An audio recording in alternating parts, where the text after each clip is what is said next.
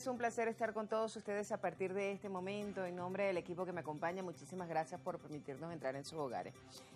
Bueno, hoy vamos a hablar sobre política y un poco más o menos luego de más de una semana de haberse realizado las elecciones en Venezuela, las elecciones donde se escogieron gobernadores, consejos legislativos y los nuevos diputados a la Asamblea Nacional, cómo se vislumbra el panorama, o sea, todavía a más de una semana no se sabe exactamente cuál fue el porcentaje de participación y abstención, además que bueno, por supuesto, como era de esperarse ante un llamado a no participación de un sector importante de la población venezolana, me refiero a la parte política.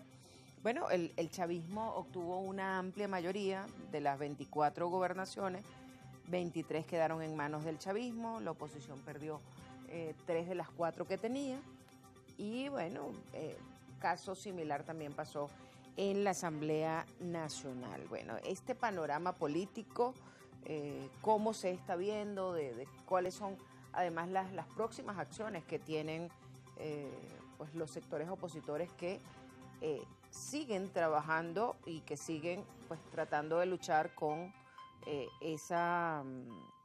con ese poder que de manera legal en estos momentos pesa sobre el chavismo. Bueno, de eso y más vamos a estar conversando esta noche. Nuestro invitado es Felipe Mujica, él es secretario general del Movimiento al Socialismo, uno de los partidos que participó en las elecciones.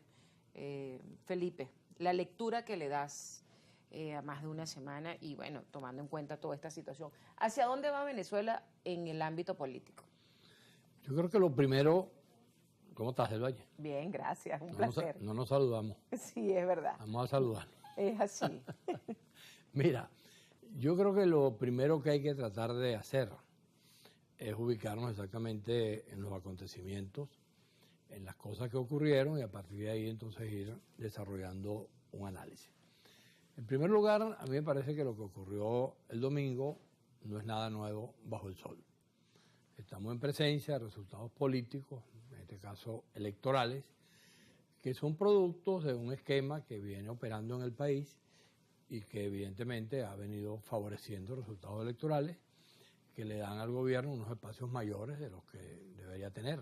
Creo que está claro que el gobierno venezolano, producto de todo lo que ha pasado a lo largo de estos años, en este momento no es mayoría en el país, independientemente de ese resultado electoral. Ya vamos a hablar de cómo eso se ve.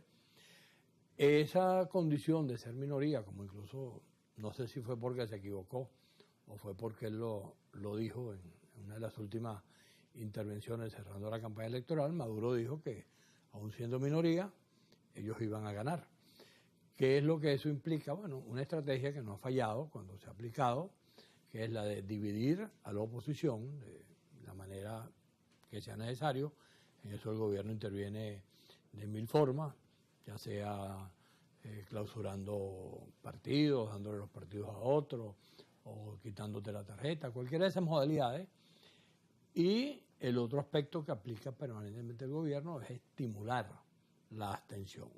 Esa combinación letal de la división opositora más la abstención ha generado en distintos momentos resultados tan desastrosos como el del domingo. Recuerda, por ejemplo, uno de los que más referencia se le da, que es el del 2005, que fue donde comenzó esa tarea y esa lucha por tratar de evitar que la abstención se impusiera. Bueno, en aquel momento le entregaron completo la asamblea al gobierno y de ahí derivó una cantidad de cosas que sabemos la intensidad que ha tenido desde el punto de vista autoritario. Y ha habido otros momentos en los cuales, por ejemplo, la última elección de gobernador, la anterior a esta, donde también la división y la abstención ocasionó que, a pesar de que se demostró claramente que había una mayoría de votos de la oposición, cuando tú sumabas lo que se había obtenido en todas las elecciones, tenías más votos de la oposición. Y cuando sumabas en 17 estados, el segundo con el tercero se convertía en el primero.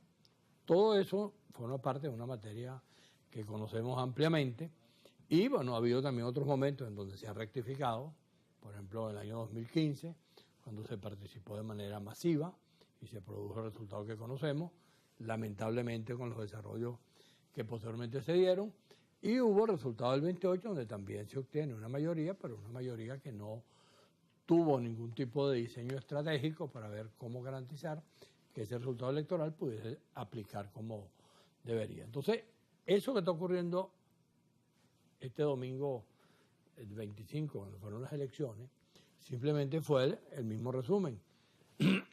Dividió la oposición, había no sé cuántos candidatos a gobernadores, no sé cuántos bloques opositores, y al mismo tiempo permito, con mi conducta y con lo que estimulo, que el abstencionismo coja camino. Ya sabemos que el abstencionismo, como se ha dicho de mil maneras, y creo que eso aquí cada vez se comprende con mayor precisión, no nos conduce a ninguna parte, porque, hubo una importante abstención que hay que tratar de clarificarla, que eso vamos a hablar ahorita cuando revisemos cómo esos números están aplicándose, pero es evidente que esa abstención tuvo que ver con un estímulo por parte del gobierno, con sus políticas para que la oposición no participara, y con errores de la propia oposición que llamó a la abstención.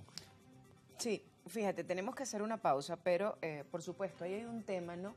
Y es que después de cada proceso electoral deben hacerse unas auditorías que al parecer después de una semana que se realizaron, más de una semana, todavía no se conoce a ciencia cierta en porcentaje efectivamente que participó. Se había hablado por parte del Consejo Nacional Electoral de unos números, y tú lo decías en una rueda de prensa, que si eran 22 millones de electores y participó un 43%, que fueron las cifras que dio el CNE, entonces votaron más de 8 millones de personas.